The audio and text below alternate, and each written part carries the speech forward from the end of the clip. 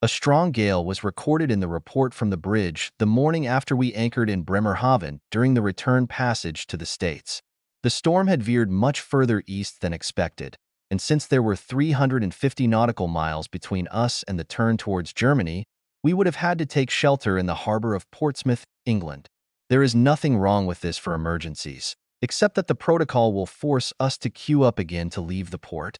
Despite this, an order was received to head to Portsmouth and wait for a later departure. The Molly Seine container ship, registered in Panama, has a length of 260 meters and carries 6,250 TEU, 20-foot containers, of cargo, mainly industrial goods and components for car assembly plants in the States. This was my 18th trip across the pond and back on the Molly. When we docked in Charleston, I had to make several decisions, given the approaching 30 years of experience, pension, and medical care, if I wanted to use them. Standing at the portside rail, I watched as the harbor master boarded to take over the bridge and put the Molly into the channel and dock.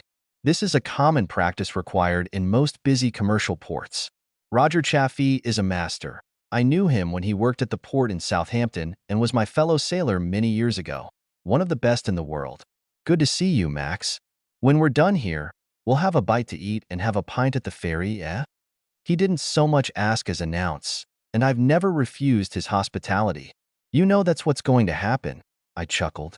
Later in the evening, when my second got the watch, I joined my old friend at the Ferry House Hotel, and over the best fish and chips you can find in the South, we indulged in memories of past glories and tall tales on both sides of the pond. How's your lovely missus doing at the Holy City? What is it? He asked me after we had torn apart 100 adventure stories. He caught my pause and must have seen the pain etched in my eyes. He's been there a couple of times himself. It was the scourge of the sea, and he shook his head in recognition. We broke up a couple of transitions ago. I found another guy who, I suppose, kept her warm while I was gone. Jesus, buddy, that's not nice to hear. He asked the waitress to bring us a couple of glasses. Let's drink to good women wherever they are, and as for women of easy virtue, satisfy them, as you say, Yankees. Roger was right. It's just that I always thought Tammy Waters was a good woman until she became something else. 6 months earlier. God, it's nice to step on solid ground again, I said to my first officer, dragging my suitcase behind me. He was leaving for Greenville upstate, and we'll meet again in 6 weeks. The crew and the other captain of the Molly were going to take her on a trip to South America and back as soon as they overloaded. I can give you a ride, Captain. It's not difficult, he said, hugging his wife to him. I agreed and asked him to drop me off at the city market, where I bought a dozen roses for Tammy, white on long stems, her favorite. We arrived at the port a couple of days earlier, and I wanted to surprise her. I usually called from on board when we were a day or two away from arrival to find out what she had planned. The area was filled with tourists and children from Charleston College, and the aroma of countless culinary delights filled the open-air market and the surrounding streets. I settled in the area a couple of years after Hurricane Hugo left its mark on the beautiful city, finding a townhouse on Anson Street at a discounted price. It seems that the owners from New Jersey are tired of our subtropical climate after a hurricane tore a piece from their old roof, their loss and my gain. In a couple of years, I brought the house in line with the historical charm of the area, and with the help of a wonderful old blacksmith, I restored all the wrought iron fences from the street and garden. When everything was ready, it was a 3-story townhouse in pastel pink tones with dark green shutters protecting from the hurricane, and there was no one to live in it. I went to sea for 10 weeks at a time and was in the home port for 6 weeks. For a 26-year-old ship engineer who graduated from high school a few years ago, I think I did a good job. Tammy Waters announced herself a few years later by pressing the doorbell. I expected that another young student would replace the girl who had just graduated from college and moved back home. Leaving the house empty during the first few tours at sea, I worried about it all the time, until one of my friends offered to rent rooms to trusted tenants. I found a sufficient number of such people among the college kids. As a result, I rented 2 rooms on the 3rd floor to several girls, and from that moment on, when one of them graduated, the other found a replacement for her. I was expecting a replacement when I opened the door. Mr. Bunyan? Good afternoon. I'm Tammy Waters. I take it you're planning to rent a room to my sister, Patty Waters?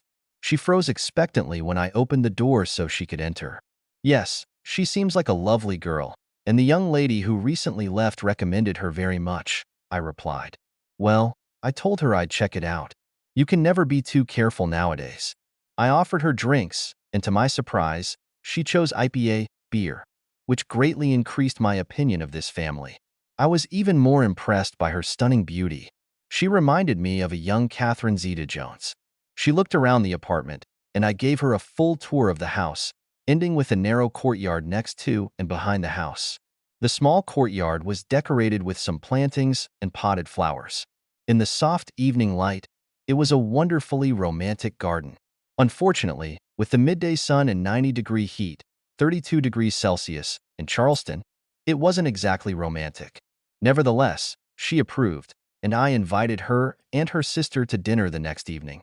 This was followed by a date and another, until we became one of those semi-dependent couples who go through life until one or the other forces them to break up. It wasn't necessary at the time. Tammy understood my naval career. Her father was a career soldier in the Navy. She was an assistant professor of fine arts at the college and could count on a permanent position if she wanted to. Since we both loved the city, it was clear that she would accept the position and stay if the opportunity presented itself, and therefore we both settled into the comfortable existence that circumstances allowed us. We were a steady couple for almost 3 years before she decided to move in with me and rent out her small bungalow west of the Ashley River. By that time, I was already a 35-year-old engineer applying for the rank of first assistant as soon as the opportunity presented itself. It was unusual at first, although by that time I had been renting out rooms, mostly to college girls, for almost 10 years, and continued to do so even after Tammy moved in with me. Before meeting her, I had no shortage of female company, although I was always careful when dealing with girls living in the house. Some thought it was strange, others found some excitement in this fantasy. I was just making love and getting a hell of a lot of pleasure out of it. It was the same with her. Neither of us was a virgin, and our bed life was always memorable and satisfying. By the time we got married, I was 40 and she was almost 36. There were no children in our future. She couldn't carry a child for medical reasons, although she seemed to have come to terms with it from the moment she found out about it in her 20s. Given the lifestyle we have chosen, this has never been a problem for any of us. Now, I have to admit that over the years I have had temptations. I suppose it has to do with the territory. Over the years, I have visited more than 100 ports, from Charleston to the east, and even to the far shores of the Pechora River in harsh Russia. There are always women of different persuasions in most ports. Some of them occupy lower levels, others earn the salary of a captain. But with rare exceptions, when I was free, I always avoided these hobbies. Tammy had her own temptations when there were so many men to play with at home and in college, and I was away for weeks splashing in the waves of the open sea. We had a mutual understanding. We didn't cheat on each other because we didn't want to. Of course, either of us could have hooked up and the other would never have found out about it if it hadn't been for some random slip-up, but we had to trust each other not to do it. I trusted her, and I know she trusted me. So after several years of marriage and a long life together before that, I walked down Anson Street feeling the well-being of our lives. Good morning, Mr. Bunyan. Did you have a good trip? Mr. Shields has been my neighbor since I bought this house. His wife had died a few years earlier, and he turned to his other love, growing orchids in his roof garden. Yes, sir. A calm sea and good food on the other side.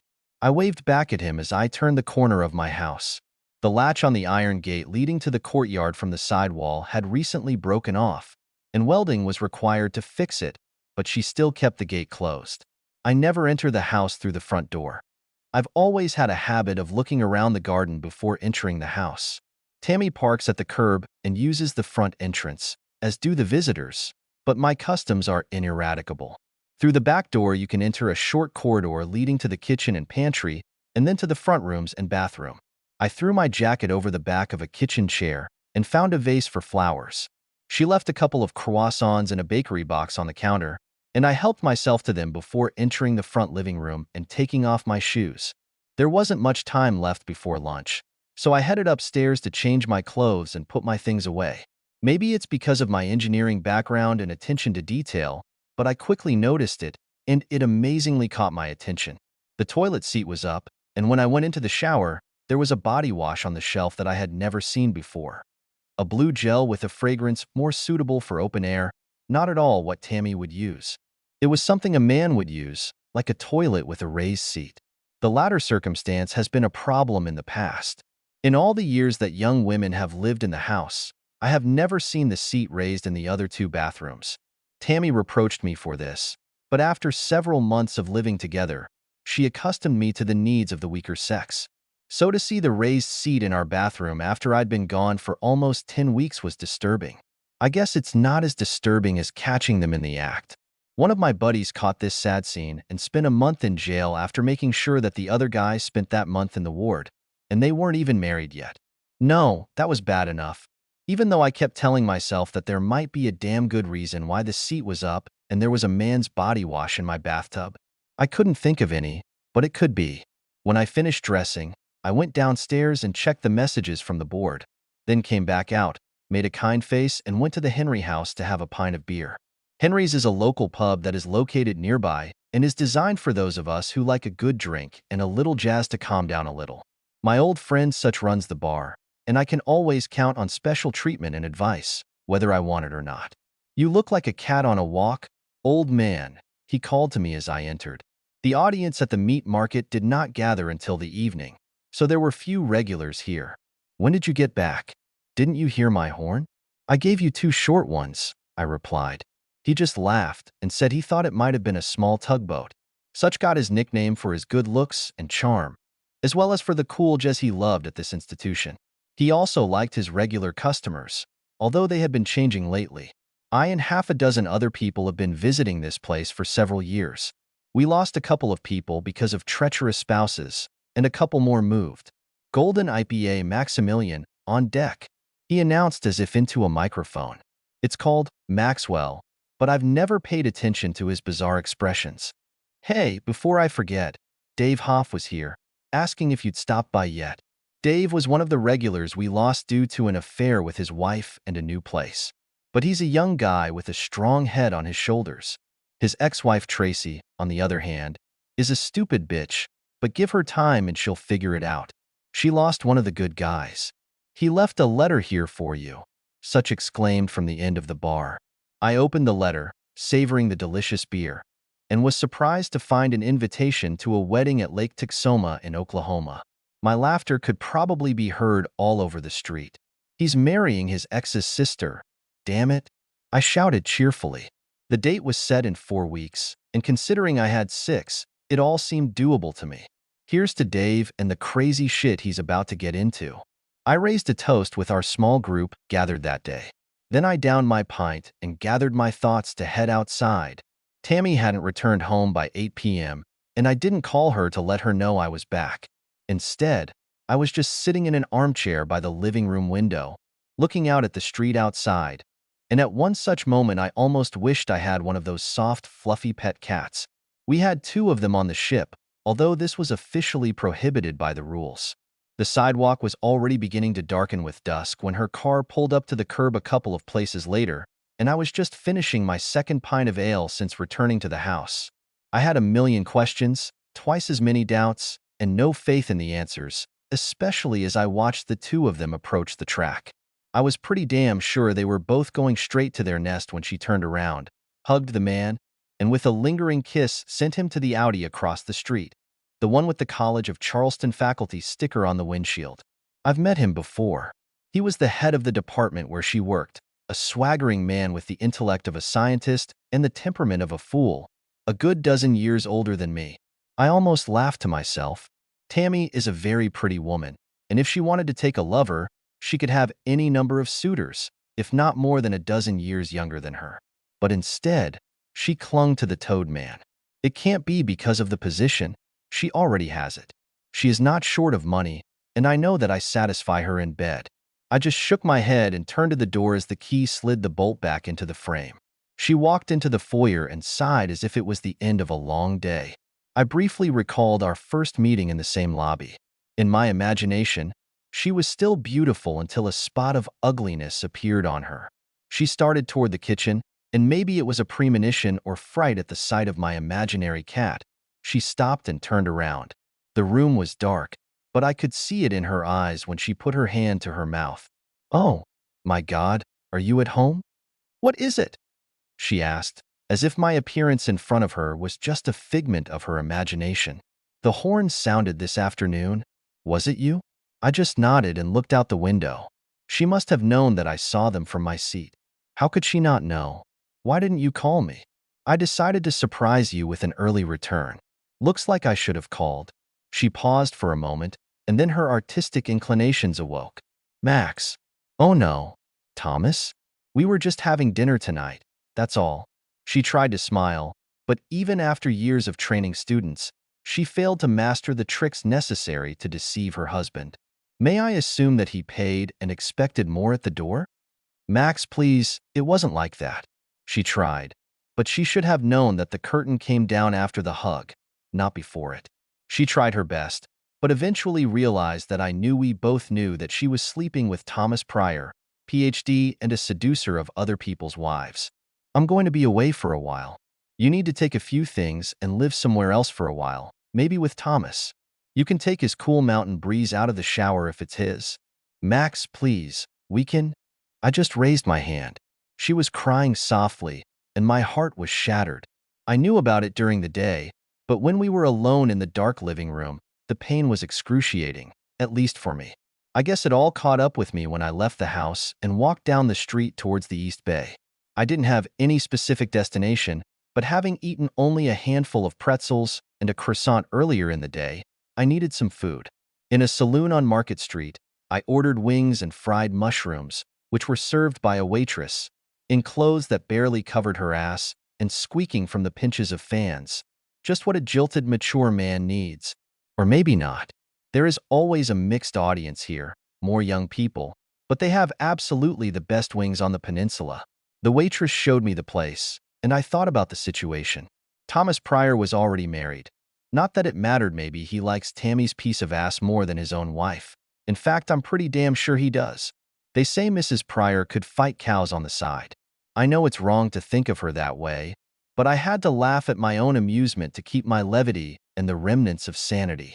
However, he and/or someone were playing house in my space, and Tammy should have known that it violated the terms of the deal.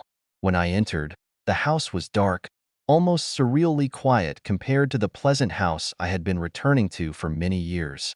Tammy had packed a few things, as far as I could tell, and her car wasn't there. When I checked the shower, the bath gel was removed. Maybe she took it with her or threw it away, I didn't care. I felt like a beaten man and, throwing my shirt over the bedpost, fell into a restless sleep. When dawn broke, I gave up the habit and skipped breakfast, deciding instead to take a bike and go to the Battery on the peninsula. I needed to rest and think, and sitting on a stone battery overlooking the harbor and the surrounding area provides exceptional opportunities for both. The problem with thinking is that you can think too much and end up rethinking everything you thought about in the beginning. I didn't want this marriage to break up. I put too much time and soul into it to allow myself to ruin it like this. Was it the first attempt with Pryor? Or was there a whole series of men in my bed, perhaps for many years in a row? That's the problem. Thinking too much when the mind is idle or overloaded. Both lead to an almost Faustian bargain to fix everything, almost to exchange a soul for everything to be as before, and therein lies the problem. I no longer knew with certainty how things used to be. One thing I knew for sure. I would have to sit down and talk to Tammy, putting aside the clouds of destruction for a while. Her boss satisfied her in my bed while I was on duty at sea, and she didn't seem to see anything wrong with it. It was a big hurdle that had to be overcome if possible, and I didn't know if it was possible. Later I found out that Tammy had gone to live with her sister, the one who rented a room from me when we first met. Tammy kept her bungalow and, when her sister's marriage broke up, allowed her to move there after the previous tenant's lease expired. Whether Pryor was meeting her there or not, I didn't know. We'll have to wait until we talk. A light rain was pounding on the kitchen window overlooking the backyard garden, and the two of us remained inside the walls of our house, which had turned into a lonely rather than a happy home. She looked good, but at the same time exhausted, if that happens. Maybe it was my imagination or desire. I don't know. "Max, this is not what I wanted. Please believe me." "What did you want, Tammy?" I replied, trying to gauge her thoughts. She didn't know how to answer that question. Damn, I couldn't blame her for that. I wouldn't know how to answer myself if I were in her place. Is Pryor what you want? She just laughed dejectedly, her face expressing contradiction. God, no. Now we can hardly work together. It was a stupid mistake, Max, which has no excuse. And yet you two slept together this week? I was fishing, but she didn't know that. No, Max. I completely broke up with him the night I left here. I called him from the bungalow. He didn't want to agree, but when I threatened to tell Sophie, he shut up. I imagined Sophie Pryor, all 200 pounds, 91 kilograms, pinning Thomas to the ground and crushing his glasses off his nose, and I smiled a little. I don't know. Really, I don't know. Except that he constantly pressed me, reminded me how much I owed him, my tenure. He kept helping me, keeping me company, reminding me how lonely I was. Soon we were having dinner, then drinking, and he started taking me to his favorite places. I felt comfortable. One evening he got me drunk, took me home, and satisfied me. He didn't rape me or force me. I did it of my own free will, although if I hadn't been drunk that first time, this would never have happened. Nevertheless, it happened. We've been doing this for about a month, until you came back. That's the million-dollar question, Tammy. You know what this is about. People are talking. How many were there before that? If I thought she was going to deny trying to answer, then I was wrong. 3. There were 3 other men before Thomas. I wanted to be surprised, but I wasn't, and I was at the same time. Each of them was before our wedding, Max, before I moved in with you, and you don't know any of them. None of them live here now. They were students.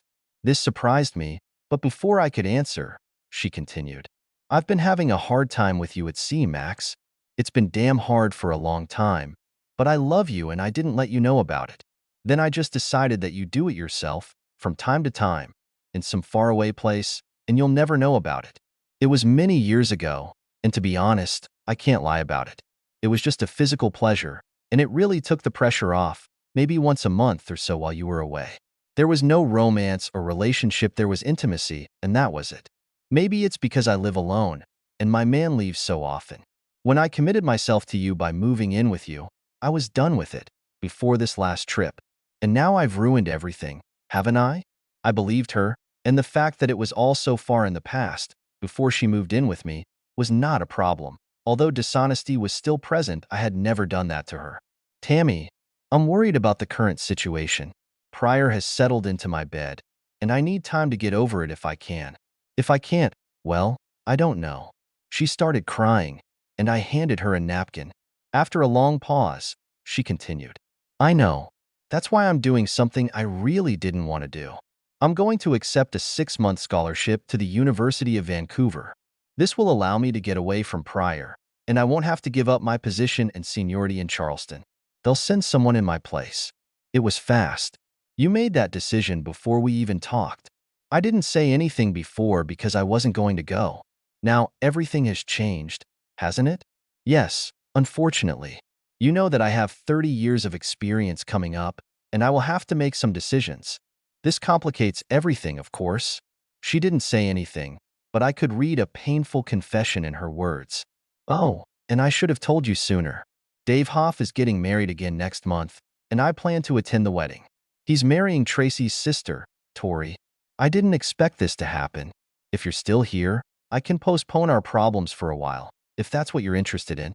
I said it to give her an opportunity, but it didn't really matter. I wish I knew. I'll be in Vancouver by the end of the month. Maybe it's better this way anyway, Max. With that, we parted and exchanged painful hugs before she headed back to West Ashley. Dave was an old friend of mine from Henry House, and I suppose drinking buddies doesn't always translate into the status of old family friends. Besides, maybe she was right. Tammy flew to Vancouver a week after our conversation. We had dinner the night before she left, but everything remained the same. We unofficially broke up to give each of us the necessary space. I didn't make any demands, and she didn't offer them. I think it was the last point that caused the most concern. We both enjoyed a tumultuous bed life when we were together. Our professional separations, lasting up to 10 weeks, always ignited the fire of passion when we reunited. We would retreat into a cocoon for the weekend and go outside to eat and drink, and only then would we return to our unrestrained lust. Could I have lasted 6 months? Of course I could, but would I want to? Knowing that my estranged wife had gone off alone on her new cosmopolitan adventure? I think a lot would depend on what decisions we come to in the coming weeks and months. We're either going to die as a couple, or we're going to find some way back. I flew into Dallas-Fort Worth Airport the night before and waited until morning to go to the place of Dave's sentencing, as I called it, when I was talking to my old friend to congratulate him. It was an easy ride on Highway 75, and crossing the Red River in Oklahoma allowed me to cross off another state from the list for visiting or driving. Max, come with me. I want to introduce you to good people. Dave was smiling broadly with his new bride on his arm, and I followed them to the crowd gathered on the waterfront. I have already officially met most of them at the wedding. So this is the captain? An interesting young woman asked. Max, this is Winona Gustafson. He introduced me to his new/old relatives and a charming woman named Susan, whom I had already met in Charleston, and, surprisingly, his ex-wife Tracy, the sister of the new wife, was there with her new beau. I thought it would be awkward, but they apparently made up. Somehow, I ended up paired up with Winona for the whole evening, even though I was aware that I was several years older than her. It didn't matter for the rest of the evening. She taught me how to do a two-step dance, and we had a great time. I would love to say that I satisfied this little minx, but I behaved like the perfect gentleman, and we parted in a cheerful company, nothing more. I had a feeling that she would like to add a Navy captain to her conquests, but I also had Tammy on my mind. That would be wrong from my point of view. Nevertheless, it was a wonderful temptation, if that's what it was. The happy couple left for their honeymoon, and I headed south to the Texas Highlands, to San Antonio, to spend a few days there. I visited this city many years ago, but I never found the opportunity to return. A friend pulled the strings, and I managed to stay for 3 nights at the Minger Hotel, located in the city center, next to the Alamo. It was something that I hoped Tammy and I would be able to do when I retired, travel around the country and visit places like this. I sat in the old bar of the Minger Hotel and listened to stories about how Teddy Roosevelt drove his horse right into the bar, and 100 more stories about the Texas Rangers that the bartender must have told 1,000 times. Before the evening was over, I would go upstairs and repeat everything all over again the next evening. A week later, I was already preparing for another port call with the burden of an uncertain marriage and decisions that I could not make. Almost 6 months later, the journey to the east lasted 14 days when we came to the lights of the gantry cranes on the Bremerhaven embankment. With a mostly calm sea, the journey was uneventful, with the exception of one stop at sea, where engineers carried out a quick repair of the aft part of the main shaft. During this call, the Molly Seine was supposed to stay in port for 6 days. We waited for the last third of the Borg-Warner spare parts order to arrive at the dock before we could set sail. The extra 3 days gave me the opportunity to give most of the crew members a vacation, so they could do what the crew does during the 3 days of freedom. I didn't have to guess. Most of them will find relaxation at the bottom of a few empty mugs and in the comfort of as many harbor pussies as they are capable of. A small number of them may end up in the outpatient clinic in the middle of the voyage, but this will remain between them and the dock. Captain Banyan, would you like to have dinner with me tonight? A tall, personable gentleman asked me after we had finished the customs inspection. Dennis Toller held several positions and roles, the main one being the director of port operations in Bremerhaven. When the most powerful man in the port asks you to join him for dinner, you do so. We ended up at the Zeitdern restaurant with his daughter, a 40-year-old dark-eyed beauty named Kirsten. Max, do you ever take passengers when you make your crossings? Kirsten asked. Last summer, I invited a couple of young college students to make the transition from New York to Southampton. They thought it would be a great adventure, but I suspect after the first few days they got pretty bored. We don't have elegant cabins or evening entertainment, unless you consider poker games between crew members to be entertainment. The gleam in her eyes betrayed her adventurous spirit, and I felt that if necessary, she would find her own entertainment. I regularly flew to New York with my ex-husband, and I remember looking down, trying to see the ships on the water, but I couldn't see them. Too high, probably. I've always wanted to take a trip like this, just for the adventure. Well, Miss Kirsten, if you ever decide that you want to kill 12 days or more crossing the cold Atlantic, let me know and we'll book a place in one of the cabins. I think we have some boxes there that take up space, but let me know and we'll make it cozy." I couldn't help but laugh. Director Toller just laughed and warned that I might have given cause for regret. When the harbor master took us out of port, the Molly Seine was refueled and the bulkheads were securely fastened. 6,250 containers were in the hold and on board when my engineer started the propeller and sent us into the North Sea. When we set sail, a winter storm was raging off the northeast coast of the United States, which was supposed to pass over Iceland, and the company's office gave us the go-ahead. By the time we entered the English Channel off the island of Guernsey, the storm had shifted to the east and was directly on our northern path through the pond.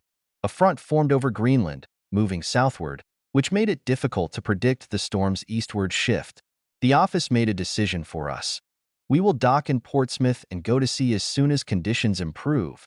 Roger Chaffee was sitting across from me when the barmaid brought a fresh ale and a couple of glasses of whiskey to the table.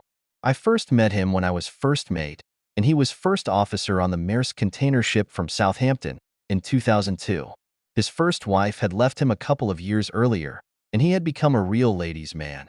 "Jesus, buddy, are you sure?" I was sure that the image of Tammy had crossed out all the carnal pleasure that I could get from this escapade. But it didn't matter. Roger disappeared down the stairs with both girls, one on each arm, and I didn't see him again until noon the next day. He couldn't wipe the smirk off his face all the way to the dock, even if he had to. "So she's gone forever?" he asked me. I told him the story of the journey back, my discoveries, and her last 6 months in Vancouver. I may have omitted the pain or most of it, but any discerning person could have seen that it was written on my face. "I do not know, Roger. I usually talk to her every week or so for a few minutes." We immediately agreed that it would be appropriate, but since I haven't seen her since she left, I really don't know. "Do you want her to come back?" Here it is, the question of big money. When we were sitting at the kitchen table on Anson Street, I would immediately say yes, of course I want her back. I still want to, but at what cost? She had 6 months to sort out as many lovers as she wanted. If there were any the same with me, even though there weren't any. I didn't know about her. I didn't think they existed before, but what did I know then? This is a difficult question, my friend. You'll have to ask me about it after she gets back to Charleston, if she does. We sat for a while longer, enjoying a beer and a small crowd. A couple of middle-aged women struck up a small talk with us, and I suppose we could have competed for a prize, but the baggage we were both carrying put that thought aside. Roger was dating a serious woman, and by this time he had practically sown oats and was saving his strength for the woman he intended to make his bride. She was a sturdy Englishwoman from the north, beautiful and womanly attractive, and if a navigator can define what love is, then for him it was her. As for myself, I had a hand and a vivid imagination, although I must admit that the temptations were always present. I just didn't give in to them as long as I thought there was at least some hope of reconciliation. The next morning, when I relieved the second officer on watch, it was raining heavily on the bridge. The storm actually moved further east, and the wind increased in the English Channel. By mid-morning, the movers had turned off the gantry cranes, and almost all work in the dock had stopped. "We're taking a fair passenger, sir," the steward informed me after the crew had finished securing the extra ties. "She'll come aboard as soon as the storm subsides, and we can set sail." This was unwelcome news, given the time. I was sure that the galley of the ship was not ready to receive a paying passenger, and we would have to clear an additional cabin to make room. "Did you say she? Where did she come from?" I asked, remembering the conversation at dinner last night. "Exeter, sir." The steward began to prepare for the reception of the passenger, and I returned to my duties as the storm developed over the next few hours. By early evening, we were put in line for departure, hopefully by early morning. Our passenger, Miss Seaver, came on board, sir, and the first mate escorted her to her cabin. "Shall I set the captain's table for 9 p.m., sir?" When we have a passenger, whether they are paid or not, we usually hold a meeting shortly after boarding and before departure to discuss several rules and expectations, as well as to receive a safety briefing. A container ship is a dangerous environment, and the safety and well-being of all crew members and passengers is of paramount importance. "Yes, please. Arrange this on board next to my cabin and have the first and second officers present there." According to custom and tradition, I changed into my dress uniform, put on my cap, and turned the handle to enter the cabin. Captain Max, what an amazing impression you make. She smiled at me energetically, her large breasts lifted on her chest at this exclamation. Miss Seaver? I asked, momentarily taken aback by surprise. My ex-husband's last name? Toller Seaver. Actually, I never changed her after the divorce. Kirsten Toller Seaver clearly managed to charm two of my officers before I arrived, as both could hardly keep the smiles off their faces. They gave her a safety briefing and familiarized her with the no-go do never for anything restrictions regarding where she can go on board. Next, it was about my performance as the captain of the ship. So, Kirsten, how did you manage to make this trip? We are far from Bremerhaven. Oh, it's a wonderful story, Max. I told Dad that I was serious about going on a trip, and by the time I decided to do it, you had already left the port. Then I heard about the storm, and he told me that you should come in here. The only airport I could fly to was Exeter, and here I am. I called him after I left, so there was no stopping me. Your office didn't want to let me in at first, but I told them I could come 12 hours before I left, and they agreed, especially after I mentioned Dad's name. I had to clear my throat with a barely perceptible cough and cast a disapproving glance at my officers, who were clearly amused by Miss Kirsten's familiarity. I'm sure it's been a difficult journey, ma'am, because of the storm and everything. I hope our apartments will be sufficient. If I had known you were coming, I would have… Oh no, Max, everything is fine as it is. I wouldn't want it to be any other way. I couldn't object to her smile even if I wanted to, and we continued our small talk at the table before taking our leave and leaving our guest to return to her cabin. Captain, I'm sure the crew will be pleased, said my first mate, grinning at the full breadth of his face. No doubt they will be pleased, I thought to myself as I climbed the steps to the bridge.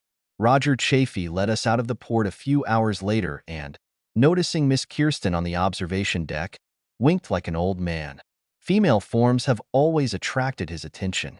See you next time, old friend. And he headed for the skiff on the starboard side. The crew of the Molly Seine numbered 9 people, and all of them were from Portugal. They were on board during the last few crossings, and some of them replaced each other when one or the other changed ships or moved to other places. Although the stories about sailors from distant countries are sometimes true and numerous, most of the crew members of container ships are representatives of the same nationality. Familiar language and customs make the journey much more harmonious in the long run. A couple of old-time Portuguese sailors steered the crew with an iron hand when it was necessary, and this rarely happened. Basically, all their irritation was removed ashore. In addition, working 12 hours a shift and 12 hours of rest for 10 weeks left no time for pranks. However, when Miss Kirsten was on board, I asked each of my staff to keep an eye on her. Max, it's stunningly beautiful here. Is it always like this here? Miss Kirsten asked me after a couple of nights of traveling, standing on the observation deck. The only light on the long journey is up there, unless the deck lights are on. Fortunately or not, the radio on the bridge reported a problem that required my immediate attention, and I left, almost feeling her lustful gaze on the back of my head, or so it seemed to me. Later that evening, I allowed my depraved imagination to spend a few pleasant moments within the walls of my private cabin. Yes, I jerked off, all the while thinking about how amazing her feminine treasures would be, naked and aroused under me on the cot. My staff have lunch in the mess room, designed for 6 people.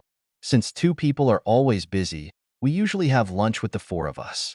With our passenger paying the fare, Kirsten was assigned a seat next to the captain.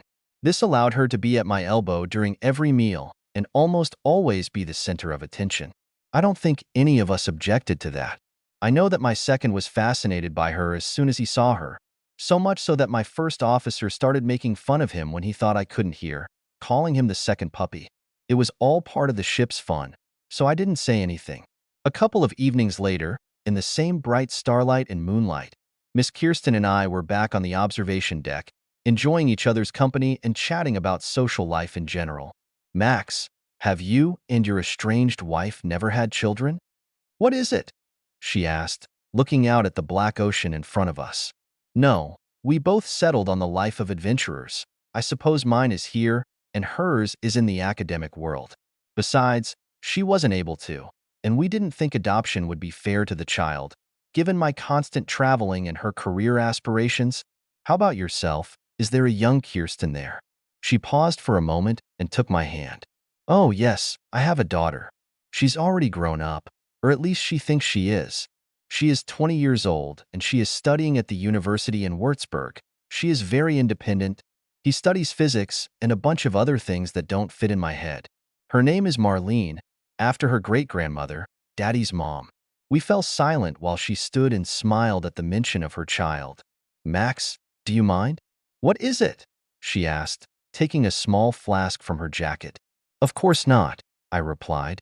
Passengers were allowed to take anything with them, as long as it was with them and without frills. I kept a small bottle of cognac in my cabin for special occasions, although it did not officially exist. She took a small sip and offered it to me, to which I refused. Debt and all that, I reasoned. We finished our evening meeting, and I returned to the bridge to give a report at the end of the watch before going to bed. I returned to my cabin around 11 p.m.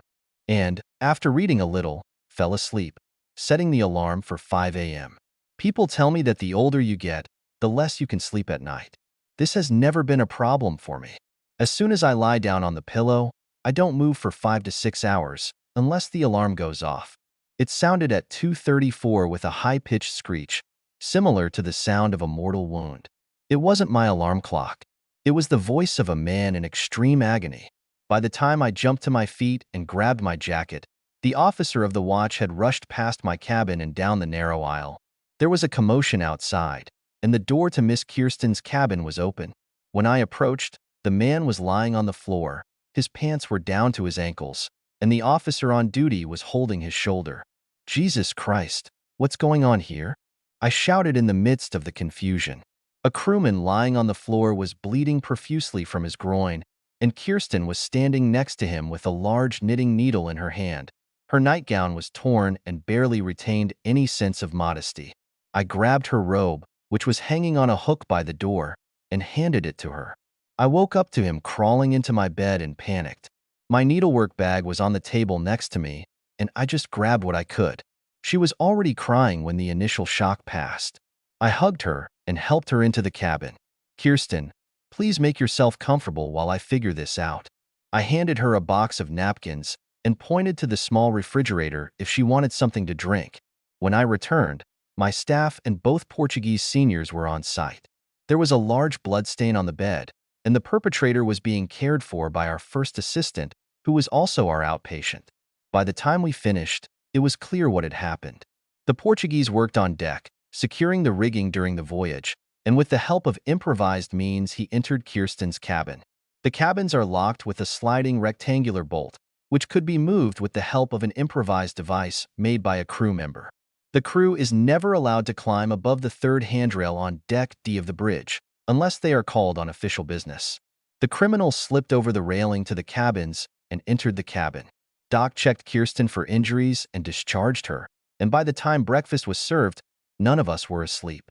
I asked the engineer to issue padlocks to use in the cabins until we figure out the locking mechanisms. What will happen to that scoundrel who was there last night? What is it?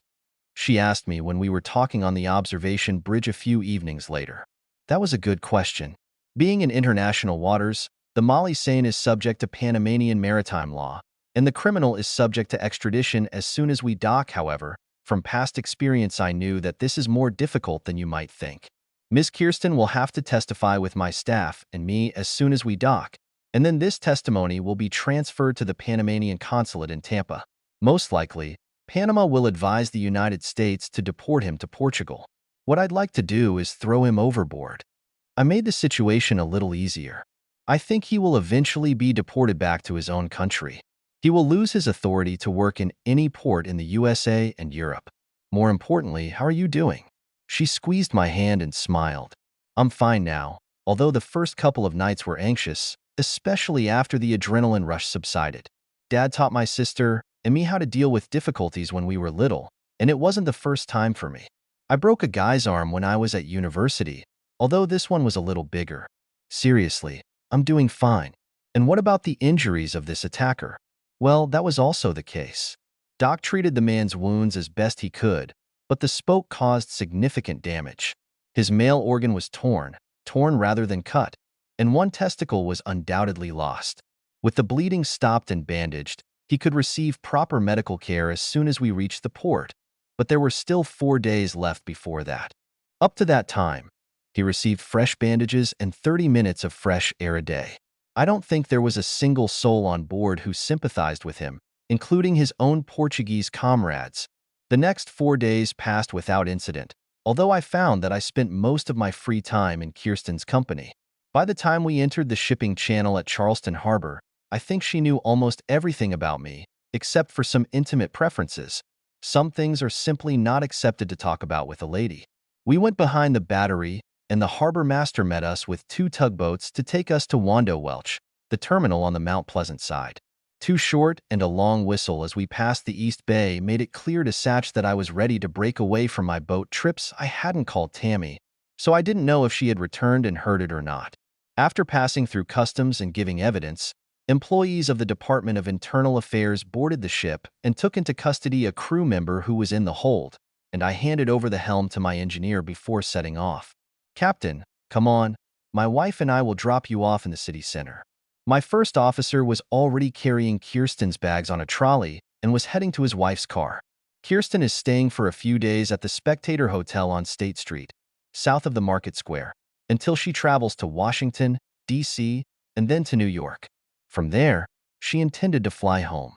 When we dropped her off, the messenger took care of her bags, and she hugged me tightly, reminding me how hard it was for me on deck that evening a few nights ago. "Max, when you sort out your personal affairs, remember that you promised to give me a royal tour of the Holy City." She reminded me of that with a quick kiss.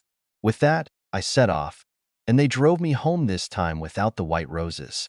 Everything looked almost the same as it had 10 weeks ago.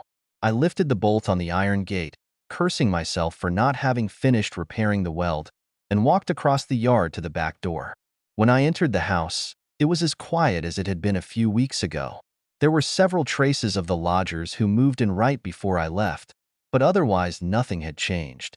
When Tammy left for Vancouver, I decided to rent another room to a second student, a friend of the girl's family who already lived with us.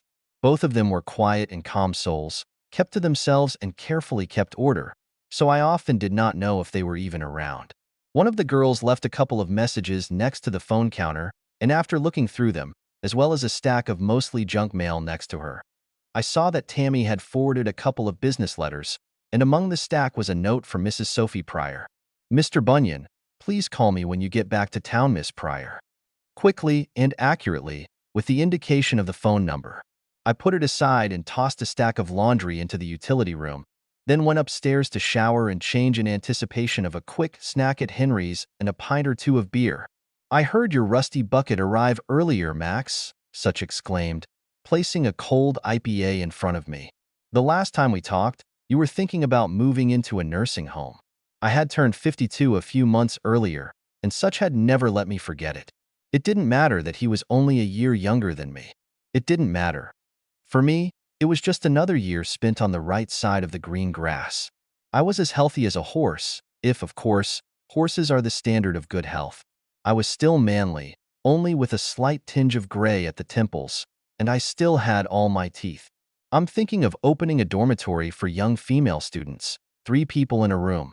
Considering that 2 students already lived in my pastel-colored house, Such just shook his head and chuckled at the thought.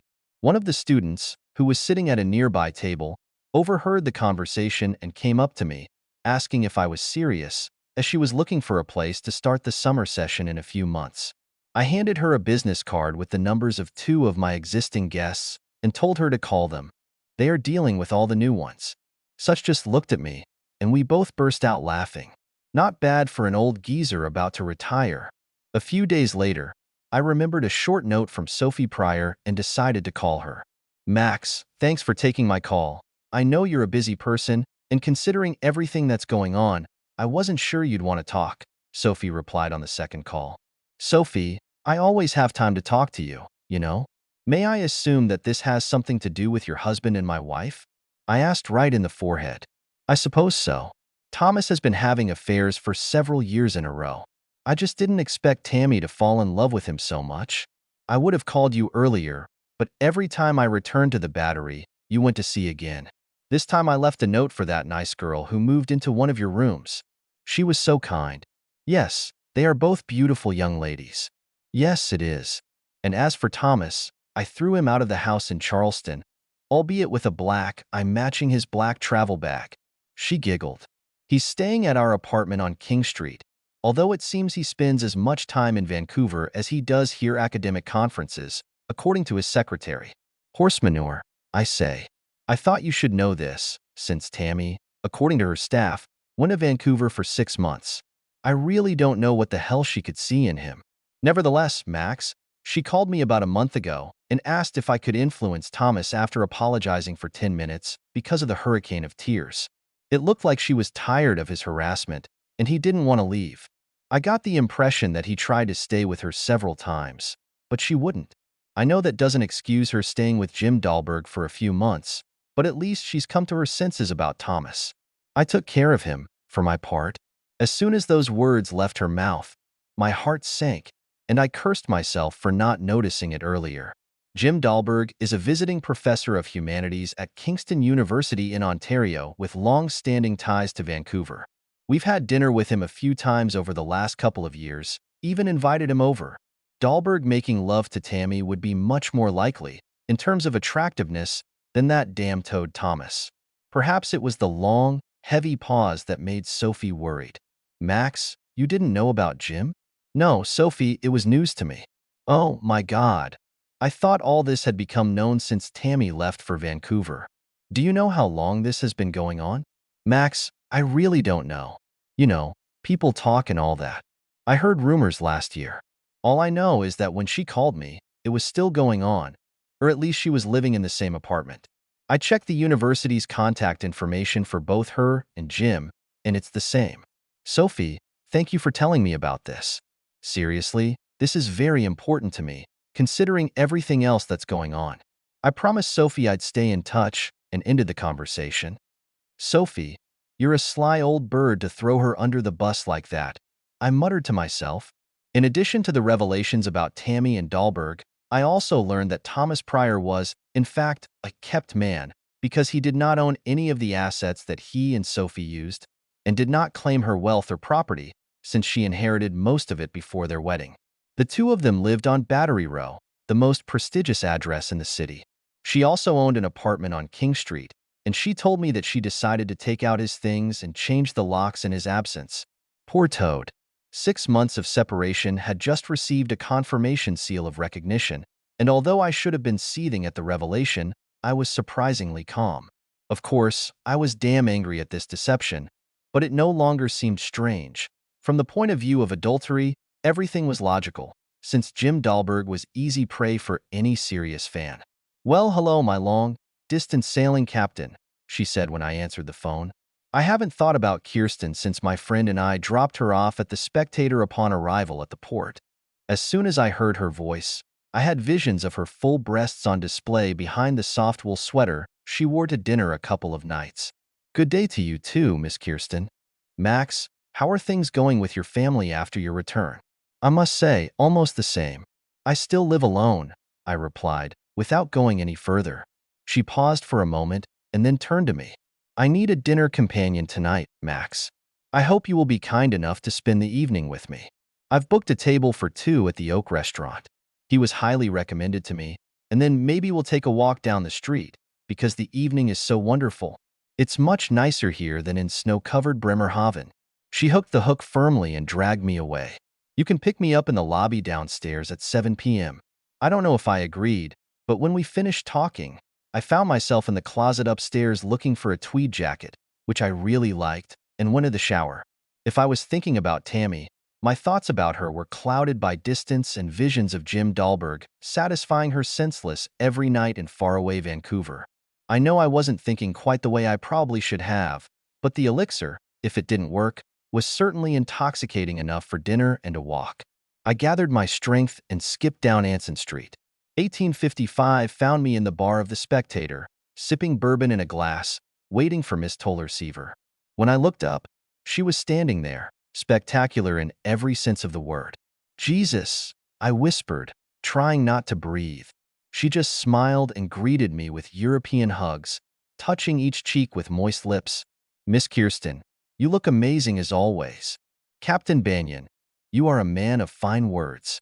What kind of woman gets tired of being called amazing?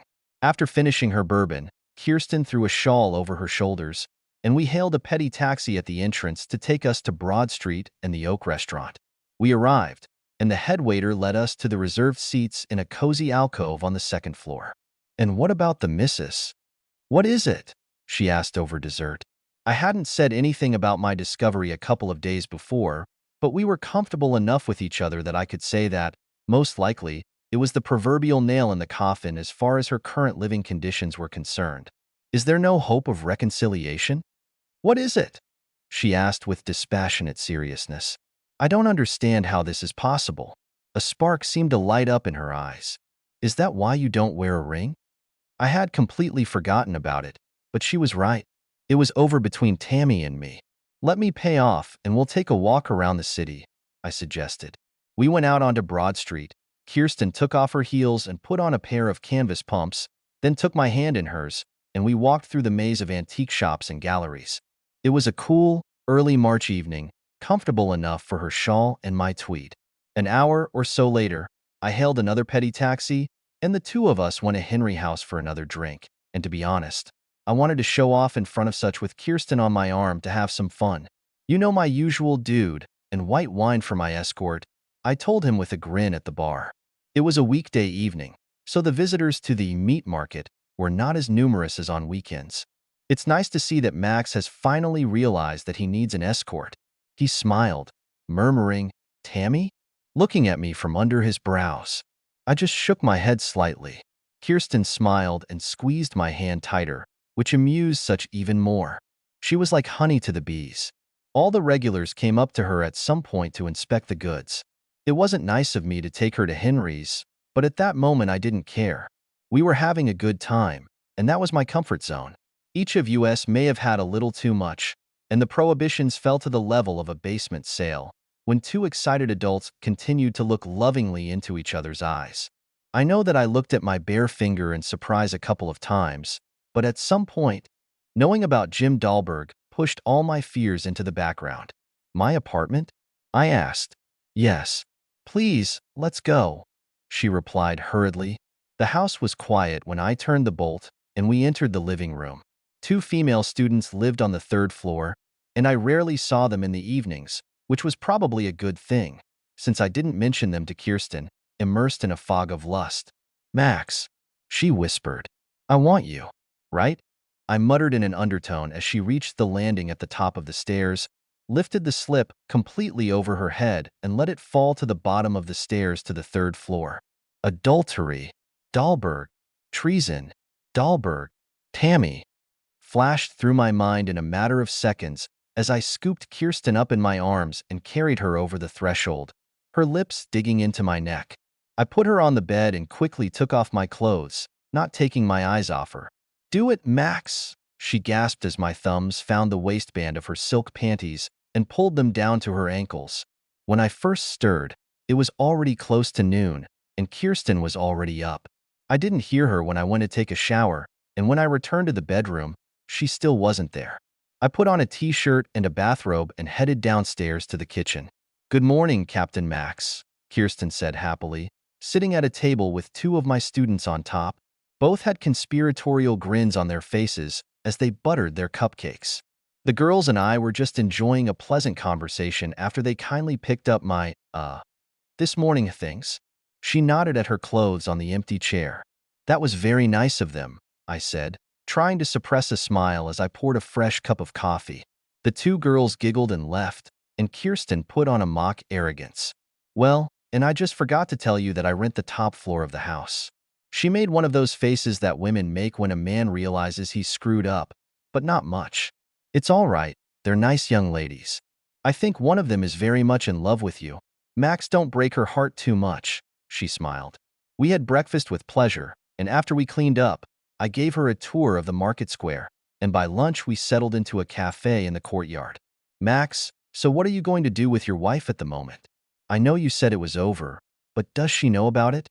She lied to me when she had the chance to confess and put it all behind her. I don't see a way back, especially now. And no, it's not about what we did, Kirsten. The point is what she has done and what she continues to do. So she didn't break up with him? Obviously not. I looked at the street with its crowd of passers-by. Even then, I knew that if Tammy had confessed that rainy day in the kitchen, told me everything and asked for forgiveness, I would have forgiven her, even allowed the affair with Dahlberg to remain in the past. That's how much I loved her.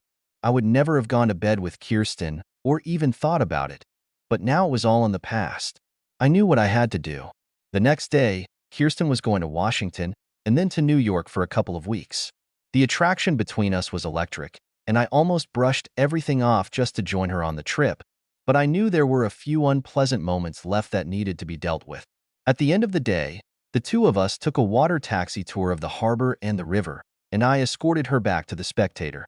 Are you sure you won't come up, Max? We discussed what I had to do, so I declined the offer, but not before we hugged and whispered promises. With that, I turned back to the market and the office on King Street. When I landed and picked up my bag, it was cloudy and drizzling. The hotel shuttle bus took me to my reserved room, and after settling in, I soon found myself at the bar, stirring bourbon with my fingers and watching the CBS announcer continue to tell some nonsense about the First Nation, which I knew nothing about. A pretty waitress came up and offered to pour more, but I had things to do, so I gently waved her away. West 10th Street near the university. Please, I said to the driver when he picked me up. I checked the GPS readings from her phone and knew she was there, or at least the phone. The envelope with the template lay on my lap as the driver made his way through the busy streets, avoiding one or two pedestrians along the way. We stopped in front of a 4-story converted apartment building, and I looked at the top floor, far to the left, wondering if the god of hellfire had put enough obstacles in my way. I almost said to hell with it, and was tempted to drop the envelope in the mailbox on the next street and drive home. Would you like me to wait, sir? The polite driver asked, as if reading the state of my thoughts. No, go ahead. I do not know how long I will stay. After I paid, he handed me his card in case I needed it. I climbed the stairs until I reached the landing at the top and looked at the neat entrance at the end of the corridor with a couple of potted plants standing sentinels at the door. The old English numerals 404A were gilded on the frame. When I knocked on the door, and then the second time, I was still wearing my leather driving gloves. Damn it, Pryor! The man shouted when I heard him come to the door. He opened it and, gaping and wide-eyed in surprise, saw that I was standing there. Max, I was thinking. When I was done, I stepped over him and sat down in the living room when Tammy finally came running down the hall, still dripping from the shower I had interrupted. She stood in the hallway and looked at me, unable or unwilling to speak. I nodded towards her boyfriend, who was lying unconscious in the foyer in only his boxer shorts. Have a seat, Tammy. We need to discuss something. I pointed to the couch, getting up to close the front door, stepping over the fool who had been satisfying my wife for at least a year. Why didn't you just admit everything at home, Tammy? I don't think it's worth answering this question, because you clearly weren't going to give it up. Dahlberg stirred, and Tammy rushed to help. Max, this was simply unacceptable. What the hell were you thinking? I looked at her in disbelief. I've been thinking about all the times he's satisfied you in my bed, or in his, or somewhere else. That's what I was thinking. I dropped the yellow envelope on the coffee table and watched her eyes widen. Max, it's not what you're thinking. I interrupted her and walked down the hallway to the apartment's only bedroom, where I saw the sheets and their clothes scattered on the floor.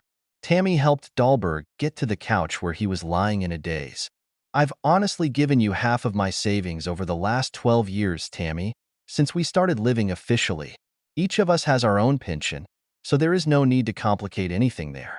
I had my own house before you came, and you had your own bungalow in West Ashley. I'm going to make it simple. Just sign the papers, and I'll take your stuff to the other side of town. She looked like a reaper had just burst into the house and wiped out the top floor in a bloodbath, and Dahlberg was sitting like a Canadian chipmunk. His jaw was swollen and puffy. I felt it break when I caught him. Max, let me come home to talk and see if we can get over this, please. I just shook my head. Tammy, I fell in love with you when I first saw you. And to be honest, I still love you. but you tore my heart out. I'll never be able to trust you again. How the hell can I? It could have been 30 people, not 3. I'll never know. And what does it matter? No, you killed us, and I don't see a way back. You can't say that, Max, you can't. I looked at her, half naked, in an apartment far from home, with the smell of intimacy still in the air in the bedroom, and nodded at Jim Dahlberg before shaking my head. Jesus Christ. Don't come home, Tammy. There won't be anything there for you. The girls will know that you are persona non grata on Anson Street. Just sign the papers and live the life you've been living for so long in my absence. Turning around before she could see the tears in my eyes, I left. I looked back when I reached the stairs, and she was standing in the doorway crying. I continued on my way and started walking towards the city center, hoping to escape before the local police caught me as the villain I might have presented myself to them. The next day was a long, quiet flight back to Charleston. The local police never showed up at the hotel, and I left Vancouver with a troubled soul and an even less certain future. No matter what I told myself and no matter what she did, I still loved Tammy, despite the almost frantic attraction and desire for Kirsten. Despite everything, I knew that a 20-year relationship with my wife and lover had just slammed the door behind them. There was still 1 pint left in the growler, like a jug, while I went through the numbers in the papers in front of me. In 3 months, I will turn 30 years of experience, and if I continue to enter the service, I will do it not for pension growth, but for the bank. Medicine is not going to get better at an 80-20th ratio. So if I were a practical person, I would retire and live like a city gentleman. I guess I wasn't that practical. The love of the sea, after all, meant more, and I committed myself to working at the company for another year. Max, I'm sorry to hear the bad news about you and Tammy. You've had a long journey. Such was as sincere as he could possibly be. He tried it 3 times himself, but he couldn't stay. Yes, but it's okay. We'll both get over it and move on with our lives. I was lying from my point of view. It wasn't that good. When I returned from Vancouver, I painfully packed all of Tammy's things and ordered a truck to deliver them to her sister's bungalow, as I promised her. See, captains don't cry. That's what the instructions say. I was firm and determined right up to the point where I had to empty her drawers and pack the contents, and then I stopped. Those stupid people who imagine that burning a man is a great cleansing of the soul have never loved a woman so much. Oh, they talk about getting their pound of flesh, but none of them have ever stood on the ashes of what they created. I stood in an empty room and cried like a damn baby 6 feet 2 inches, 188 centimeters, and 200 pounds, 91 kilograms, of empty shell. Then I went to Henry's and got drunk. This drunkenness pulled me out of depression, and I began to put my feet back on my feet, and there were still 2 weeks left before the new flight. The Molly Sane was on the move again and 3 days out of Charleston, and I was lying on my bunk and looking through the news and personal mail from the ship. Kirsten periodically sent me emails with questions about my well-being. One evening, while she was in New York, we discussed the conflict in detail over the phone. It's not easy to move from one woman to another. In fact, I'd say it's impossible. In our case, there was a magnetism between Kirsten and me that neither of us could explain, and she understood that my heart was still in the clutches of another woman, and whether by design or by oversight, she kept us at a distance. It only increased my affection for her. As the weeks passed, I still hadn't heard from Tammy about the signing of the documents, and after a short walk from Rotterdam, we took up parking in Bremerhaven for a 3-day unloading and loading. Once I was safe, I gave the crew 24 hours of freedom and, putting on duty, went ashore to do my own searches. The taxi stopped in front of a 3-story stucco mansion on Helgolanderstrasse, and as it drove away, I looked at the house. There was a fleeting glimpse of someone's face behind the curtain, and when I pressed the bell, the door swung wide before I let go of my finger. "Max, I've been waiting," she whispered and jumped into my arms, burying her face in my neck. At that moment, I had no words. I just enjoyed the lust and desire I felt for her. Her lips pressed against mine, and our embrace froze in the foyer with the door to the street open.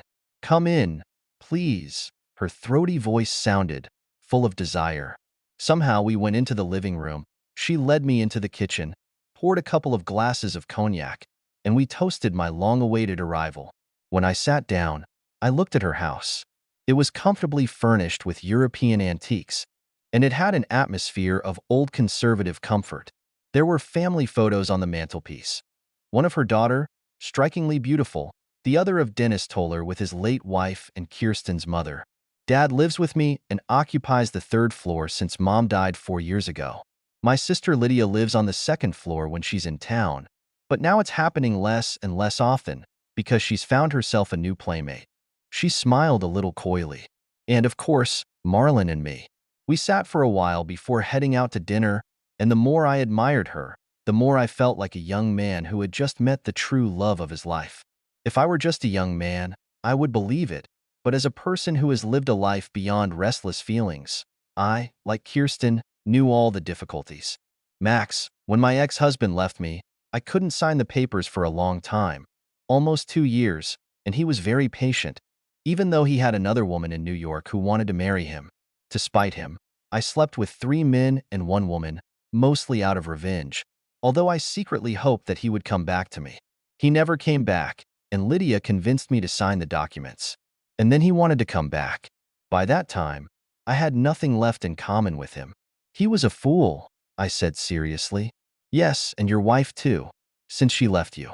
Her divorce was a completely different matter than my own. They both let their marriage fall apart until each of them was in someone else's arms, and the guilt became common property. If I had known about the danger, I would have hurried to prevent it in Tammy's case. But in this matter, hindsight is as valuable as ignorance. It doesn't matter if Tammy signs or not. The court will eventually rule, and of course, I convinced myself that I would never rush into a new relationship. Her eyes sparkled with mischief as she came over and sat on my lap. "Let's eat," she whispered in my ear. The slowly rotating ceiling fan above us continued to move as we lay there, saturated and wet, momentarily speechless, though not for long. "Max, where did you say you studied engineering?" "In Costini, isn't it? In New England?" "Yes, at the Naval Academy in Costini, Maine. A wonderful place on the coast of Maine. I'll show it to you on the map when we have the chance. I'd like to do more than that. I want to see Maine. Dad says it is very similar to Norway, but with a more rocky and wild coast. It seems like a wonderful place. Maybe you'll take me there someday?" I nodded and smiled, both externally and internally. I couldn't imagine a better time than to spend a vacation with this woman in a cottage in the lower east of Maine. When I was a young man, I always dreamed of returning to Costini or even to Vinalhaven Island. It was a romantic idea, but not always a practical one. So over the years I kept putting it on the back of my mind. I have many pleasant memories of this place. It's wonderful there in the summer, although it can be gloomy in the winter months. Maybe one of my days off we can go there. There was a sparkle in her eyes again. In the morning, Kirsten made me an old-fashioned German breakfast. Well, old-fashioned for my taste. It was an open sandwich of eggs and ham on black bread with black coffee and muffins. "Is Dennis not here?" I asked, noticing his absence. "Oh no, he's in Hamburg for a conference." I felt a little relieved to find out that he wasn't here while I was satisfying his daughter amid her rather loud encouragement. She just grinned, as if she'd read my mind. "Where are you going next?" "What is it?" she asked. "Unfortunately, we are queuing for passage through Suez. Dad says the captains hate it, most of them. He's right. We may be stuck in Port Said for a long time if we do something wrong. The good thing is that in 5 weeks, I will finish my rotation here in Bremerhaven. This will give me a 6-week break in rotation at the very beginning of the summer." I could imagine the wheels turning in her head, but now I had to finish and get back to the ship. We said goodbye for a long time, and she took me to the pier, where I relieved the officer of the watch. I watched as 4 men boarded the Molly Seine at the starboard airlock, each with a black duffel bag and a gray stocking cap on his head. They kept mostly to themselves, securing their luggage in the forward hold and just observing the situation on deck. These were the riggers, so in the text, of the PMSC, mercenaries of private maritime security companies who were attracted by several shipping companies to work in the Indian Ocean because of Islamic pirates operating off the Gulf of Aden, in the Mozambique Channel, and even off the coast of Madagascar in the St. Denis area on Reunion. We were carrying cargo destined for Athens, South Africa, and Argentina. Otherwise, I would have avoided the route through the Horn of Africa at almost any cost. "Captain," Port Said has allowed us direct entry into the canal as soon as we pass Zakros, a village at the tip of Crete, my first mate reported. That was good news. This meant that most of the trade flow was left behind, and we would be allowed into the channel without any expectation. When we passed Port Said, the riggers became much more active, taking up watch posts as we moved south. It was not only the pirates of the Indian Ocean who caused concern. Radical Islamists on both coasts were a constant thorn, although the Egyptian army kept most of the territory under control. We entered the Red Sea without incident and continued south, approaching the coast of Somalia, and then the watch on the bridge warned our riggers. On the port side, a small trawler was launching a couple of boats with crews of 5 or 6 people each, and maybe more if you go down to the bow. "Captain, they opened fire on us," my second man shouted. We heard a rapid succession of blows on the left side of the bridge before a pair of riggers opened fire on one of the approaching boats. The crew had already left the deck and were out of danger. Only I and 5 officers, along with the riggers, were on deck. And then hell broke loose when a rocket flew past the bridge, narrowly missing the first stack of containers 10 feet, 3 meters, below us. "Jesus Christ, step back behind the partition." I shouted to them to take up a position behind the protective wall that we had installed on the bridge just for such cases. It wasn't an armored room, but rather a reflective barrier. The riggers returned fire on the trawler with heavy machine guns, several bursts of 50 caliber, 12.7 millimeters. As the missile flew past us, one of the riggers picked up what I was later told was a MAWS Gustav M3 RPG and fired his rocket just before the second missile from the trawler hit the stern of the port side and shook us all the way to the bow, although it was not a serious hit. The trawler also received a direct hit into one of the fuel tanks and was completely torn in two by a powerful fireball. At that moment, all 4 riggers opened fire on 2 boats with outboard motors, and within seconds both boats were engulfed in black smoke and flames. We've seen terrorists jump from a boat into warm waters, perhaps hoping that we'll save their pathetic asses from certain death at sea, either drown or become food in the belly of a shark. The speed of the Molly Seine was 23 knots. There was no way I could slow down and take the time to slowly turn back to pick up these fools who had just tried to capture us with missiles and machine guns. We were in international waters, and while I was in charge of the main office, I was the law. We had no obligations other than to notify the nearest friendly maritime authorities about the incident. As long as we were seaworthy, we wouldn't stop for a damn soul until we got to Cape Town. "Captain, I have a man with a superficial wound to his left arm. He is being treated. 2 of my men have collected all the shell casings they could find, and with your permission, we will regroup and prepare for the rest of the voyage. We are not out of reach yet." He was a young man, about 30 years old, and reminded me of a former Navy instructor I went to school with, and he was right. We still had a long way to go. At that moment, the adrenaline started to wear off, and I needed to sit down. It's one thing to imagine, and quite another to experience it for yourself. Then I decided that was enough. 2 rotations in a row with serious incidents, the one with Kirsten, and now this terrorist pirate attack. I decided to inform the office that I had changed my mind about staying for a long time. In the meantime, I sat down my first and second officers, put 3 glasses on the table and 3 fingers of cognac in each. "Let's go to the open sea and another dollar earned, guys." We raised a toast, took a sip, and did it again before I called the office by satellite phone. 3 weeks later, we were making our way across the English Channel on our way to Bremerhaven. PMSC riggers disembarked in Cape Town and flew to Indonesia for another mission. We had only minimal damage to the aft handrail and 2 damaged containers. In general, everything ended well. My Portuguese crew didn't think so. One of the seniors said that, in his opinion, more than half of the crew was going to quit as soon as they disembarked. "They're not soldiers," he said. Well, what now? I thought, opening the email that my lawyer had sent me a few days earlier. The plane landed in Charleston, on the second leg of the flight from Frankfurt am Main via Dulles, airport named after Dulles, and I took an Uber to take myself to the peninsula. My old neighbor, Mr. Shields, had planted a fresh row of roses along his windows, and they were in full bloom. "Your girls are very helpful to me, Mr. Bunyan. Good girls, both of them." He said that when I brought him the Kaminsky pastries, which he loved. "The 2 best ones." I smiled, turning to the iron gate. The master welded the bolt, and everything was in order again when I pruned some old flowers on the path to the back door. With a fresh cup of coffee, I started looking through the email and the attached letter that I received from my lawyer a few days ago. Tammy still hadn't signed the papers, insisting on what she called a second chance and meeting her here at the house. She returned to Charleston a couple of weeks ago. Apparently, her months of treacherous swoon had come to an end. I was steaming with anger from the collar of my shirt when I reread her platitudes for the 10th time, and I immediately ruled out any meeting in the house.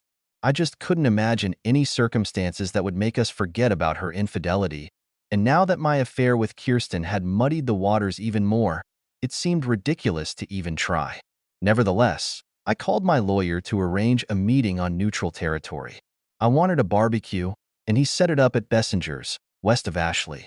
I filled a 4-piece styrofoam container with piles of torn pork, ribs, and seasonings, then took one of the outdoor picnic tables and asked the waitress to bring a jug of sweet tea. The meeting might be unpleasant, but I was going to eat like a Southern king. "Tammy, this is your meeting," I muttered, holding a bun with sauce in my mouth. She didn't waste any time. "I want to go home, Max. I want to go home and try to get back what I foolishly and recklessly threw away. I know it's not going to be easy for me, but I'm asking you to give me this chance." She didn't understand it, but it meant she wanted to go back to that rainy day on Anson Street and redo everything. It didn't suit me. I reached for a plastic bottle of spicy Carolina sauce and squeezed some onto a fork. At that moment, Tammy was on the verge of tears, but she pressed her lips together. "Thomas was blackmailing me," she said softly. "One afternoon after class, he caught Jim and me together and threatened to come to you. He took a video of us on his phone. God, Max, I didn't want any of this. Everything was getting out of control, and then there was Thomas. I wasn't thinking straight, and when Jim told me to get away from all this to Vancouver, I thought that would be the end of it. I didn't know Jim was coming. I was weak around him. It has such a strong effect on women. I do not know what it is. I know what it is, Tammy. This is a cheating wife. A wife who has been cheating on me for a year and a half. It was before that Christmas, wasn't it? Tammy, I don't see that anything has changed compared to what happened in Vancouver. In fact, as far as I understand, this meeting is absolutely unnecessary. Max, we have been together for more than 20 years. You can't just leave everything like that. Go and have an affair, satisfy one of the students, God knows. A couple of them are always drooling over you. I'll give you a free pass, damn it. I'll give you a dozen of these, even though I'll hate every minute, but we just can't give it all up." She was crying, but she didn't understand anything. I'd give her a pass to Anson Street if she'd just confess and get it over with. Instead, she cuckolded me for another 6 months. That was the term I threw at her. She knew what it meant for self-esteem. She cuckolded me with her stallion, satisfied him right in my bed, with the girls in the house. Cool mountain breeze was a long shot, wasn't it? I suppose you even put my pillow under your naked ass when he was satisfying you. Jesus Christ. She didn't deny anything, just sat and cried, realizing the futility of it all. "Tell me, Tammy, why did you start a relationship with him in the first place? You know the old saying, curiosity killed the cat. It was true what others said about him, that he was hung up like a horse and doubly talented. I thought I could do it all at once and get rid of the itch." She wanted to say, but didn't say, that as soon as she started sleeping on the side, she wanted to continue. I couldn't know how many there were and how many there would be in the future. The old saying that separation makes the heart become more loving, in this case, seems to have turned out to be nonsense. We looked at each other, realizing that this was the end, and I no longer had an appetite, only sadness after 20 years.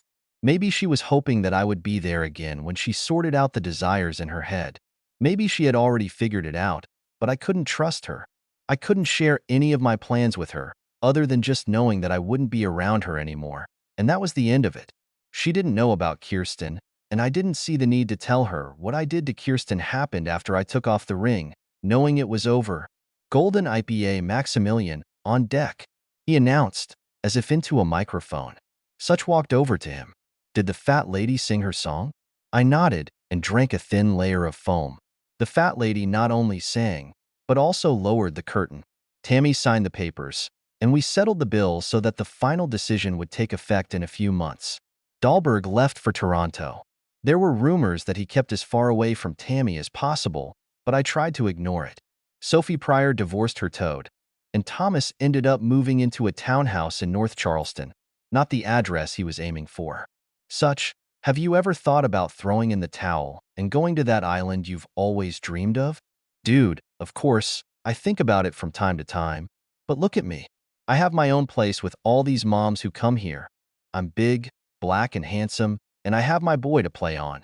He pointed to his saxophone in the corner. Then he flashed me his trademark Snow White smile. I'm going to get to this one day, man. After buying a mug for the regulars, I went out the door and headed towards Anson Street, where a light haze of rain hung in the air. Pressing the bell on the door frame of the townhouse on Helgolanderstrasse, I heard footsteps approaching. When the door opened, a young woman stood in front of me, a 20-year-old version of Kirsten herself. "You must be Marlene," I said, holding out my hand. "Yes, Mr. Bunyan. Mom told me you were coming by today. Please come in. Please call me Max." I followed her into the living room, leaving my bag in the foyer while she told me to get comfortable.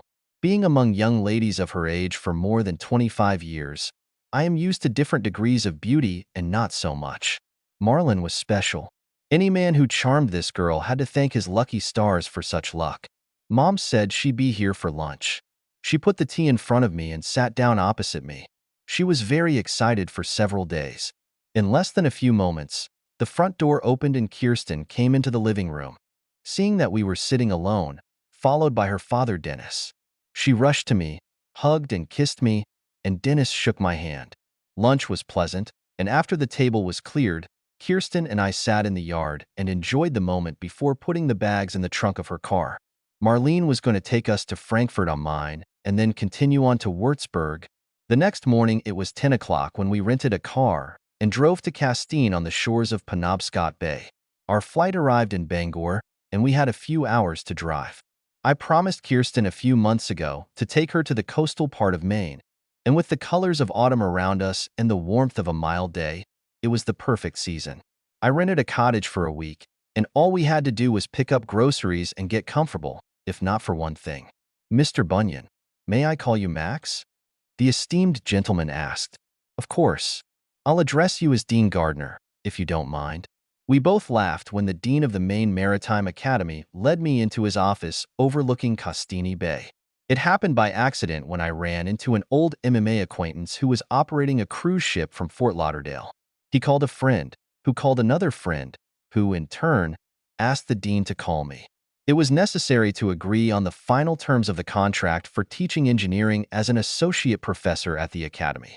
We came to an agreement, and after a while I was already rushing to the rented cottage near the Dice Head Lighthouse. The next day we had to make a decision, where we wanted to live and for how long. I still had Anson Street. She had a place at her family's house in Bremerhaven, and I now had a part-time job here in Castine. We were sitting on the shore of Dice Head and looking across the bay at Aylesborough when Kirsten asked, "Why not there?" "Well, the ferry will take you to the other side of the bay, not here. I would have to take the ferry to Lincolnville and then drive for over an hour to get to Castine. I'll have to have my own boat to get here. You're the captain, Max. It's pretty simple, isn't it?" She looked at me with one of those expressions that women make when they can't believe how stupid we men are in some matters. In the evening of the same day, I searched the internet for used boats and found a couple of perfect ones, in particular one.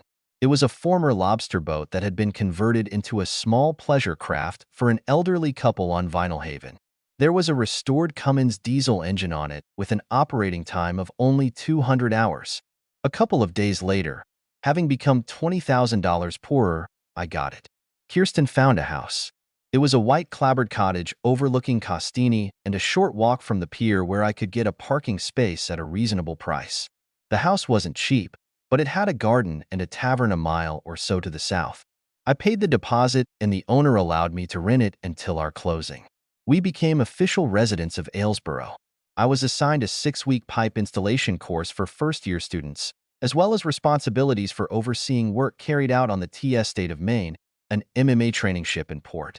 I had to finish work before Thanksgiving and the holidays, So Kirsten and I planned to go to Charleston before flying to Germany. When we left the market, Anson Street was full of tourists and students, crowded into shops and establishments. Such recommended his girlfriend to handle property matters at home in my absence, and the girls in the house were quite reliable. I turned the key in the lock and entered the house. It was as if I had never left. I made sure the girls knew that they could use the lower floor as they pleased, as long as they kept order, and they did, except for a single pair of lavender pink panties that were lying on the stairs from the laundry. I understood and winked at Kirsten. It was a long day of travel, so after ordering Chinese takeaway and drinking a bottle of wine, we fell asleep after a slow, gentle lovemaking in bed. When we got up, only one of the girls was in the house. The other three had gone home for the holidays, and we invited her to celebrate Thanksgiving at Caroline's Fancy Restaurant in the East Bay area with Such and a couple of other old jerks. Everyone had a great time, and after inviting everyone to our house, Satch and I rested on the steps in front of the entrance, enjoying a good cigar and a bottle of premium bourbon. Dude, you know I've been keeping an eye out for you. Did you know that your ex-missus caused real hell in college? She accused her boss of harassment, and then several other teachers came forward with accusations against him? It was in the newspapers. I think he's in total shit, and people are saying he's either going to resign or he's going to get fired. That damn prior toad. I laughed, feeling the pleasant taste of bourbon on my lips. Yes, but you know, your ex-missus is not doing well either. She's been on a binge for months now, ever since you broke up. A week ago, she came to me, got drunk, asked about you, and left a couple of hours later with some dog. That was her problem, Such. She likes going left too much. Damn, I'm surprised she didn't offer it to you, too. He looked at me a little strangely, and then I realized what was the matter. But you offered, didn't you? Jesus Christ. I laughed. Did you satisfy her? No, dude. You and I have known each other too long for this kind of shit. I mean, she's good and all that, and if she was someone else's bitch, I would have flunked her on the first day, but she's heavy baggage, and as long as you two are alive, she's still your wife, even if you're divorced. What about that wonderful woman you're with right now? Kirsten, and you were going to get married, or what? Maybe it was the bourbon or the dreary thoughts floating in the air in the clouds of cigar smoke. I would have married Kirsten if we were both ready for marriage, but neither of us was going down that path yet. We were both divorced adults who loved what we were doing, and life was wonderful. Why spoil everything? Such, I don't know. Maybe someday it will happen, but right now I'm enjoying life here in Maine and even in Europe. Everything is fine as it is. We'll see. Tammy would crawl on her hands and knees across the glass if you gave her the chance. We both laughed about it, but deep down it left a sad stain. Tammy and I had said everything that needed to be said months ago, but her path bothered me. I didn't look at love like water, and I never wanted to do it. We had lived together for too many years to treat it as an object. It's been a long time since I went to a bungalow on the marshes of the Ashley River. I think the last time Tammy wanted to redecorate was before her sister moved there after the breakup of her marriage. Now the sisters live together. I rang the doorbell and waited a few minutes before Patty appeared around the corner of the house with the baby in her arms. That was something new. Hi, Max. If you're looking for Tammy, she's not here. It's okay. I was hoping to talk to you a little bit. Hey, I don't want to get involved in what happened between you two. I gently interrupted her. That's not the point. She's your sister, and I have some concerns from what I've heard. Patty looked away, biting her lip. I heard that she's not all right, and I'd like to help if I can. She invited me to go to the patio and offered me sweet tea. She knows you've made a new girlfriend, Max, and I think that's what triggered it. I do not know what to do. She drinks every night and started bringing guys here until I told her not to do it in front of the baby. Well, I want her to do something, and she'll know that it means she'll have to quit drinking. I want her to become a mom for the girls in the house. Now I have 4 of them living in rooms, and I'm thinking of adding 2 more, but I need someone responsible who will look after them and run the business. I thought you already had someone looking after the house? Patty asked, puzzled.